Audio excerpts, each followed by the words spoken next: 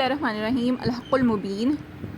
اگر جو ٹاپک ہے وہ ہے علماء اہل سنت پر تکفیر کے الزام کا جواب. یعنی جو دیوبندی یا جو دیگر فرقوں سے تعلق رکھنے والے لوگ ہیں نا، وہ یہ کہتے ہیں کہ جو اہل سنت کے علماء ہیں نا، خاص کر جو بریلوی مذہب سے تعلق رکھنے والے لوگ ہیں، یہ فرقے ہیں الگ الگ، ٹھیک ہے. بریلوی کا جو فرقہ ہے نا، یہ سب کو ہی کافر کہنا شروع کر دیتا ہے، یعنی سب پر کفر کے فتوے لگا رہا ہے. تو اس الزام کا مصنف نے کیا جواب دیا؟ کہتے ہیں علماء اہل سنت پر یہ الزام لگایا جاتا ہے کہ انہوں نے علماء دیوبند کو کافر کہا ہے، رافتیوں کو، نیچریوں کو، وہابیوں، بہائیوں، حتیٰ کہ ندویوں، کانگریسوں، لیگیوں، بلکہ تمام مسلمانوں کو ہی انہوں نے کافر قرار دے دیا. گویا جو بریلوی ہے نا، ان میں کفر کی مشین لگی ہوئی ہے جس کے نشانے سے کوئی مسلمان نہیں بچ سکا. یعنی ایسی مشین ہے کہ سب کو نشانے پہ انہوں نے رکھا ہوا ہے اور سب کو ہی کافر کہتے جا رہے ہیں. کہتے ہیں اس کے جواب میں بجز اس کے کیا کہا جائے کہ سبحانک ھذا بہتان و نظیم، کہ یہ بہت بڑا بہتان ہے. سو کسی مسلمان کو کافر کہنا جو ہے وہ مسلمان کی شان نہیں ہے. یعنی ہم جو ہے نا، وہ ہمارا عقیدہ کیا ہے جو اہل سنت کا، بریلویوں کا،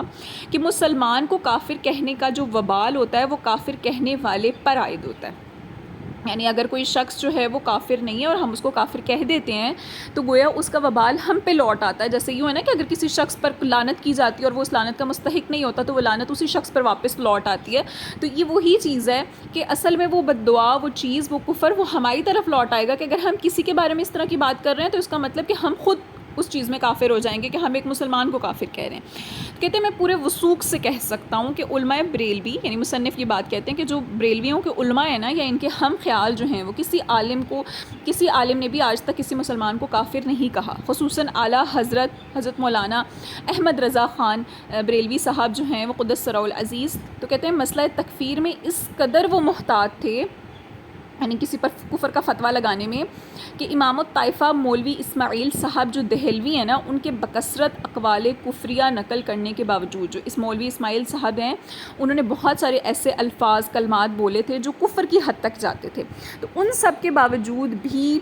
جو ہے وہ کیا کیا تھا کہ لزوم یا التزام کفر کے فرق کو ملحوظ رکھنے، یا پھر امام الطائفہ کی توبہ مشہور ہونے کے باعث از راہ احتیاط مولوی اسماعیل صاحب کی تکفیر سے کفر لسان فرمایا تھا. ٹھیک ہے، یعنی انہوں نے کیا کہا تھا کہ زبان سے، یعنی جو ہے وہ ان کے الفاظ کو جو ہے وہ، جب یہ آپ کو علم ہو گیا نا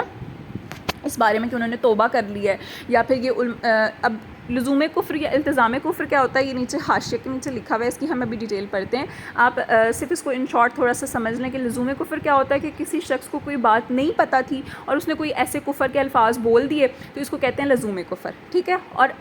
اس کو جب نہیں پتہ تھا اس کو بتایا کہ بھئی تم نے یہ جو الفاظ بولے نا، یہ کفر کے کلمات تھے، لیکن پھر بھی وہ اسی بات پہ قائم رہا اور اس نے اپنی اصلاح نہیں کی، تو اس کو کہتے ہیں التزام کفر. ٹھیک ہے، تو یہ چیز یہاں پر کہے گی کہ ہو سکتا ہے مولوی اسماعیل صاحب کو یہ بات پتہ ہی نہ ہو. ٹھیک ہے، تو اس وجہ سے جو ہے نا وہ انہوں نے کفر کے الفاظ بول دیے ہوں. تو اس فرق کو ملحوظ رکھنے کے لیے جو ہے وہ انہوں نے کفر لسان فرمایا تھا، یعنی کہ ان کو جو ہے وہ زبانی طور پر جو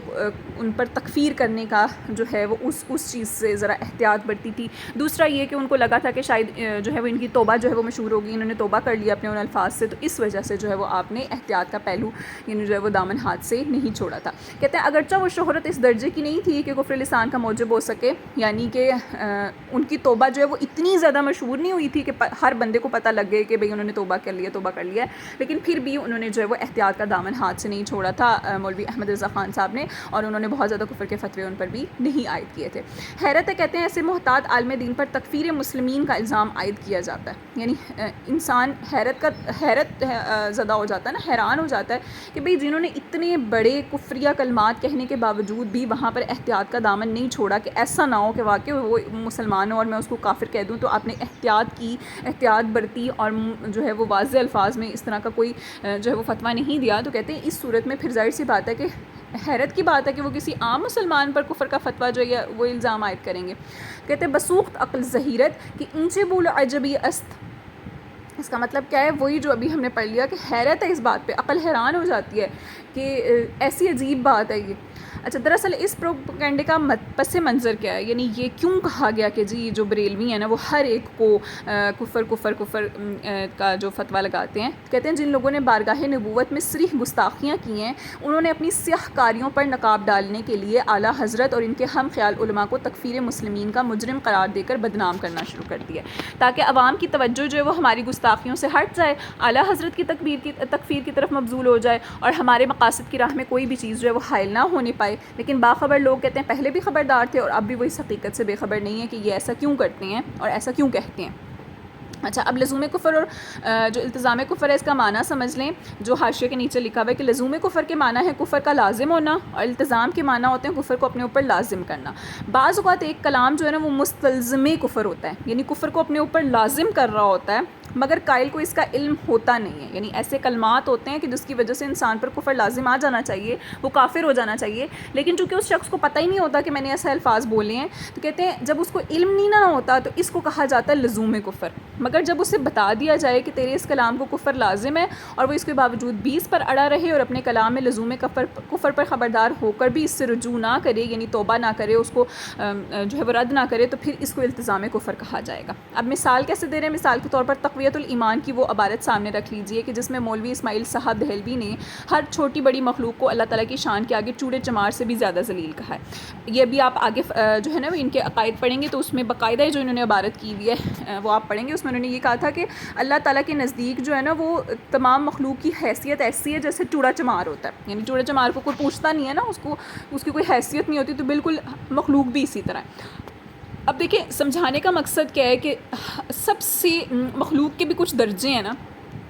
ایک وہ ہیں جو بہت زیادہ گنہگار ہیں، ایک وہ ہیں جنہوں نے کم گناہ کیے ہوں گے، ایک وہ جو ہیں جن سے گناہ جو ہے وہ بہت ہی زیادہ کم سرزد ہوتے ہیں، وہ اللہ کی بارگاہ میں لگے رہتے ہیں جیسے اللہ کے ولی وغیرہ جو ہوتے ہیں، ٹھیک ہے۔ اور ایک وہ لوگ ہوتے ہیں جو انبیاء ہیں، جو غلطیوں سے گستاخیوں سے معصوم ہیں اور اگر ان سے کوئی غلطی ہو بھی جاتی ہے تو اس پر اڑتے نہیں ہیں، اللہ سے ایسی توبہ کرتے ہیں کہ جو لوگوں کے لیے، انسانیت کے لیے جو ہے نا وہ ایک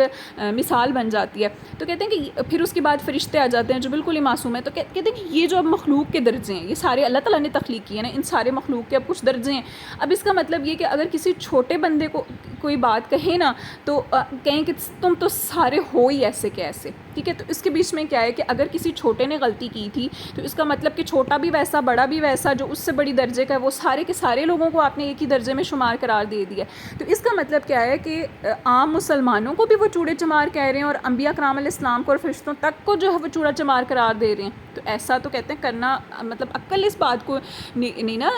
سمجھتی کہ بھئی یہ تو گستاخی ہے۔ یہ اصل میں وہ یہاں بیان کر رہے ہیں، کہتے ہیں ظاہر ہے کہ چھوٹی مخلوق سے عام مخلوق اور بڑی مخلوق سے خاص مخلوق جیسے انبیاء کرام علیہ السلام، ملائکہ مقربین، محبوبان بارگاہ ایزدی کے معنی بلا تعمل سمجھ میں آ جاتے ہیں، بغیر کسی شک کے ہمیں یہ بات سمجھ میں آ جاتی ہے۔ اور تمام جو بڑی مخلوق جو چوڑے چمار سے زیادہ ذلیل ہونا اب یہ مستلزم ہو جاتا ہے کہ ظاہر سی بات ہے کہ جب چھوٹوں کو چوڑے چمار کہہ دیا تو اس کا مطلب بڑے بھی چوڑے چمار کے آپ لوگ اللہ معاف کرے کہ اس صفت میں شامل کر رہے ہیں ان کو۔ تو کہتے ہیں انبیاء کرام علیہ السلام کے اسی طرح ہونے کو العیاذ باللہ جو کفر صریح ہے، لیکن اگر ہم حسن ظن سے کام لیں، ہم کہیں کہ نہیں جی ہم برا نہیں سوچتے،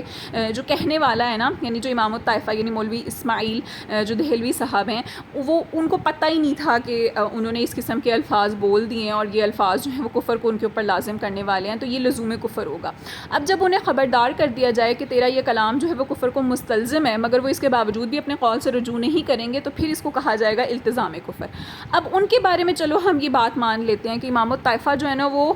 ہم ان کے بارے میں تھوڑی دیر تک یہ تسلیم کر لیتے ہیں کہ وہ اس لزوم کفر سے غافل تھا، اسے پتہ ہی نہیں تھا کہ یہ کفری کلمات ہیں اور اسے کسی نے متنبہ بھی نہیں کیا، یعنی اس کو بتایا ہی نہیں کسی نے، کہتے ہیں اس لیے یہ لزوم کی حد تک نہیں پہنچا۔ اب لیکن جو اس کے اتباع ہیں، پیروی کرنے والے ہیں، اذناب یہ ضم سے بنا ہے یعنی دم سے بنا ہے، جو اس کے پیچھے چلنے والے ہیں، بار بار تنبیہ کیے جانے کے باوجود بھی وہ اس عبارت کو اگر صحیح قرار دے رہے ہیں تو پھر ان کے حق میں کیا کہنا چاہیے؟ کیا وہ التزام کفر سے بری ہو جائیں گے؟ اب ہم جو بریلوی ہیں وہ کس کو کافر کہتے ہیں؟ یعنی جب کسی پر کفر کا فتویٰ لگانا ہوتا ہے اس کے بارے میں ہمارا مسلک کیا ہے، ہمارا عقیدہ کیا ہے؟ مسئلہ تکفیر میں ہمارا مسلک جو ہے وہ ہمیشہ سے یہی رہا ہے کہ جو شخص بھی کلمہ کفر بول کر اپنے قول یا فعل سے التزام کفر کر لے گا تو ہم اس کی تکفیر میں تعامل نہیں کریں گے، ٹھیک ہے۔ خواہ وہ دیوبندی ہو، بریلوی لیگی ہو یا کانگریسی ہو، نیچری ہو، ندوی ہو، کوئی بھی ہو، ٹھیک ٹھیک ہے. یعنی اگر وہ توبہ کر لیتا ہے, اگر وہ اس چیز سے رجوع کر لیتا ہے تو ہم جو ہے وہ اس کو کچھ نہیں کہیں گے. لیکن اگر وہ التزام کفر کر لے, یعنی کفر کو اپنے اوپر لازم کر لے کہ اسی چیز پر اڑا رہے, تو پھر اس کو جو ہے وہ کافر کہنے میں کوئی شک و شبہ باقی نہیں رہ جاتا. اب وہ چاہے ہمارے اپنے مسلک سے تعلق رکھتا ہو یا ہمارے مسلک ہمارے فرقے کے علاوہ کوئی اور ہو. ٹھیک ہے. اس بارے میں کہتے ہیں اپنے پرائے کا امتیاز کرنا جو وہ اہل حق کا شیوا نہیں ہے, یعنی طریقہ نہیں ہے. اس کا مطلب یہ نہیں ہے کہ ایک لیگی نے کلمہ کفر بولا تو ساری لیگ کافر ہو گئی, یا ایک ندوی نے التزام کفر کیا تو معاذ اللہ سارے ندوی جو ہے وہ مرتد ہو گئے. یعنی اب اس میں یہ نہیں ہے کہ فرقے کا ایک بندہ جو ہے نا وہ گستاخی کرتا ہے اور اس گستاخی کے باوجود بھی وہ اس چیز سے باز نہیں آتا اور وہ اس پر اڑا رہتا ہے تو ہم کہیں کہ جی یہ تو پوری کی پوری جماعت ہی ایسی ہے. ہاں, اگر جس نے یہ بات کہی ہے اور باقی سارے لوگ اس کی حمایت میں اٹھ کھڑے ہوتے ہیں کہ نہیں جی اس نے بالکل درست بات کہی ہے, اور بظاہر یہ بات واضح ہو رہی ہے کہ وہ کلمات جو ہے وہ کفریہ کلمات تھے, تو اس صورت میں پھر وہ پوری کی پوری جماعت کافر ہوگی. لیکن اگر کوئی ایک شخص اس طرح کرے گا اور باقی سارے خاموش رہیں گے اور باقی سارے اس کی حمایت نہیں کریں گے تو ان سب کو ہم کافر نہیں کہیں گے. ٹھیک ہے. اچھا, ہم تو کہتے ہیں بعض دیوبندیوں کی عبارات کفریہ کی بنا پر ہر ساکن دیوبندی کو بھی کافر نہیں کہتے. یعنی بعض دیوبندی جو کفریہ کلمات کہتے ہیں نا, تو جو باقی خاموش ہیں ان سب کو کافر نہیں کہتے, چاہے جائے کہ تمام لیگی اور سارے ندوی کافر ہوں. ہم اور ہمارے جو اکابر ہیں انہوں نے بارہا اس بات کا اعلان کیا ہے کہ ہم کسی دیوبند کو یا لکھنؤ والے کو کافر نہیں کہتے. ہمارے نزدیک صرف وہی لوگ کافر ہیں جنہوں نے معاذ اللہ تعالیٰ اور اس کے رسول اللہ صلی اللہ علیہ وسلم و محبوبان ایزدی کی شان میں صریح گستاخیاں کی ہیں, اور باوجود تنبیہ شدید کے انہوں نے اپنی گستاخیوں سے توبہ نہیں کی. نیز وہ لوگ جو ان کی گستاخیوں کو حق سمجھتے ہیں اور گستاخیاں کرنے والوں کو مومن اہل حق اپنا مقتدا اور پیشوا مانتے ہیں, یعنی پتہ ہے ان کو کہ انہوں نے گستاخیاں کی ہیں, توہین کی, اور پھر بھی وہ ان کو اپنا امام مان رہے ہیں. اور بس کہتے ہیں ان کے علاوہ ہم نے کسی بھی مدعی اسلام یعنی جو اسلام کا دعویٰ کرتا ہو اس کی تکفیر نہیں کی, یعنی اس کو کافر نہیں کہا. ایسے لوگ جن کی ہم نے تکفیر کی ہے اگر ان کو ٹٹولا جائے تو وہ بہت قلیل ہیں اور محدود افراد ہیں, یعنی بہت کم لوگ ہیں. اس کے علاوہ نہ کوئی دیوبند کا رہنے والا کافر ہوگا, نہ بریلوی کا ہوگا, نہ لیگی کا ہوگا, نہ ندوی کا ہوگا. ہم سب مسلمانوں کو مسلمان ہی سمجھتے ہیں.